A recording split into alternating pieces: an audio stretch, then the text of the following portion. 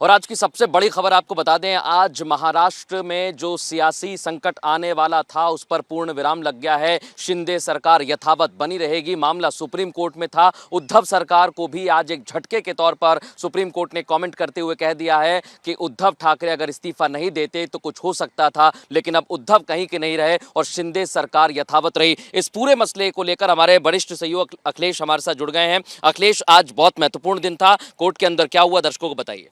देखिए, कोर्ट में इस बात को फैसला देना था कि जो विधायकों को डिस्क्वालिफिकेशन का नोटिस शिंदे गुट को दिया गया था, वो डिस्क्वालिफिकेशन के नोटिस के आधार पर क्या उनको डिस्क्वालीफाई माना जाएगा। उसमें एक पेंच ये फंस गया कि अरुणाचल का मामला था, नवाब रेबिया का। उसमें कहा गया था कि अगर खुद स्पीकर के खिलाफ उसको हटाने रिमूवल का नोटिस है तो वो डिस्क्वालिफिकेशन का नहीं दे सकता। उस पॉइंट को उठा करके सुप्रीम कोर्ट ने 7 जजों को भेज दिया कि वो डिसाइड करे कि इसमें कानूनी रूप से क्या होना चाहिए। वो मुद्दा हट गया।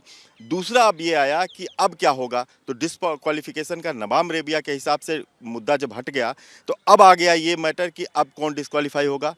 तो जिनको डिस्क्वालिफिकेशन की नोटिस मिली है उसको अब वर्तमान जो विधानसभा अध्यक्ष हैं वो डिसाइड करें, क्योंकि सिर्फ नोटिस मिली थी और नोटिस पे ही स्टे लगाया गया था। पूरा प्रोसेस क्या होगा, एक लकुना क्या था, उसको लेके 7 जज बेंच सुनेगी, वो मुद्दा अलग हो गया। दूसरी तरफ हर स्टेज पे यहाँ पे इस चीज़ को चुनौती दी गई थी, चाहे वो स्पीकर बने, चाहे वो स्पीकर ने इनके विप बने थे जो शिंदे गुट के, उनके लोगों को डिस्क्वालिफिकेशन का नोटिस दिया था। ये सारी चीज़ें वहाँ पे थी। हर बार पिटीशन आई थी, सबको एक एक करके उसने व्याख्या की।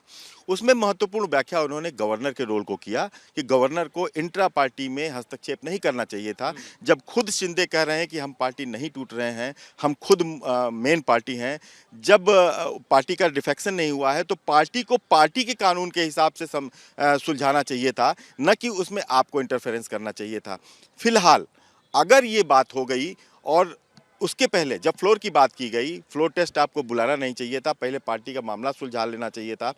उसके बाद अगर फ्लोर टेस्ट के पहले ही उद्धव छोड़कर चले गए, एक नई सरकार आ गई, उसने बहुमत साबित कर दिया फ्लोर पे, तो ऐसे में हम कुछ नहीं कर सकते। यानी शिंदे सरकार पर सुप्रीम कोर्ट ने कुछ नहीं कहा, उसने कहा कि अब सरकार बन गई है। उद्धव ने जो किया वो अगर नहीं किया होता तो आज परिस्थितियां दूसरी होती और तब मैं उस पर सोचता। अब रही बात, यहाँ पर उद्धव के लोग कह रहे हैं कि हमारी नैतिक जीत है। सवाल ये नहीं है, सवाल ये है कि इस जजमेंट का आउटकम क्या निकलता है। निगाहें सबकी इस बात पर थी कि इस जजमेंट से क्या सरकार गिर जाएगी। ऐसा नहीं हुआ, शिंदे सरकार को राहत मिली।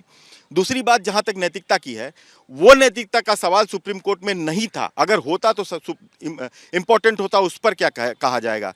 कि नैतिकता का सबसे बड़ा सवाल उद्धव के लिए ये था कि जब प्री पोल अलायंस हुआ जिस पार्टी के साथ, उस पार्टी के साथ आपने बहुमत हासिल किया और उस पार्टी के साथ सरकार नहीं बनाया, सरकार उसके साथ बनाया जो कि जिसके खिलाफ आप लड़े थे विधानसभा चुनाव, यानी कांग्रेस के खिलाफ लड़े थे, एनसीपी के खिलाफ लड़े थे, आप बीजेपी के साथ मिलकर लड़े थे, लेकिन आपने मुख्यमंत्री पद के लिए आप बीजेपी को छोड़ दिया।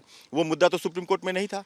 तो नैतिकता की सवाल की जो बात उद्धव सरकार उठा रही है, अगर मूल नैतिकता जो प्रीपोल अलायंस था वो बरकरार रहती तो आज ये सवाल न उठता। बिल्कुल, कुल मिला के कहा जा सकता है कि शिंदे सरकार को बड़ी राहत मिली है। उधर उद्धव को झटका मिला है। उद्धव गुट को झटका पहली बार नहीं मिला है, इसके पहले चुनाव आयोग की तरफ से भी झटके पर झटके मिल चुके हैं। अब उद्धव ठाकरे अकेले पड़ गए हैं और ये भी कोर्ट ने कहा है, आसान भाषा में समझें तो आप मैदान छोड़कर भाग गए थे। यानी उद्धव सरकार में रहते हुए मुख्यमंत्री पद पर जब उद्धव ठाकरे थे तब उन्होंने इस्तीफा दे दिया। इस वजह से कोई फैसला नहीं लिया जा सकता है। यानी इस वक्त शिंदे की जीत हुई है और जो महाराष्ट्र के नंबर्स हैं वो शिंदे के साथ हैं। यानी आने वाले समय में एकनाथ शिंदे मुख्यमंत्री रहेंगे। और हमने राहुल शेवाले से भी बातचीत की, जो सांसद हैं, उन्होंने भी कहा है कि अब हमारी पार्टी एक नए सिरे से आगे बढ़ेगी क्योंकि अब सब कुछ उनके पास है। राहत मिलते ही ऐसा लग रहा है कि महाराष्ट्र में शिंदे दावेदारी के तौर पर, दमदारी के तौर पर बहुत मजबूत हो गए हैं।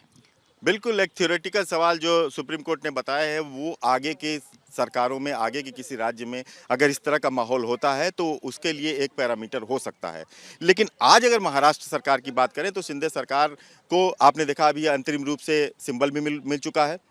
चुनाव आयोग ने सब उनको पार्टी घोषित कर दी है। हालांकि उस फैसले को भी उद्धव सरकार ने सुप्रीम कोर्ट में चैलेंज किया है, लेकिन अब उद्धव सरकार के पास एक खुला रास्ता है, सरकार उसकी है। अब उसके सरकार को कोई चैलेंज नहीं कर सकता। उसके सरकार को अब इस फैसले के बाद कोई चैलेंज नहीं कर सकता। नैतिकता की बात करते रहें, सियासत में नैतिकता की बात एक दूसरे से करते हैं, दावा करते हैं, वो अलग बात है, लेकिन अब उसकी सरकार को कोई, शिंदे सरकार को कोई चैलेंज नहीं कर सकता कि आप अवैध हैं, क्योंकि कोर्ट ने भी कुछ नहीं बोला। उसके पास अब रास्ता है, एक चुनी हुई सरकार है, एक बहुमत की सरकार है, और उसके पास सिंबल है, इलेक्शन सिंबल है, शिंदे गुट के पास अब सब कुछ है, इसलिए उसके नेता साफ तौर पे कहेंगे कि हमें अब आगे बढ़ने का रास्ता है। शिंदे के हाथ में सब कुछ है और एकनाथ शिंदे ने बता दिया कि महाराष्ट्र में उनका सिक्का चलेगा, उनकी राजनीति चलेगी और चलती रहेगी। 2024 में भी आने वाले लोकसभा के चुनाव के साथ साथ महाराष्ट्र के विधानसभा चुनावों में भी एकनाथ शिंदे मजबूती के साथ आगे बढ़ेंगे।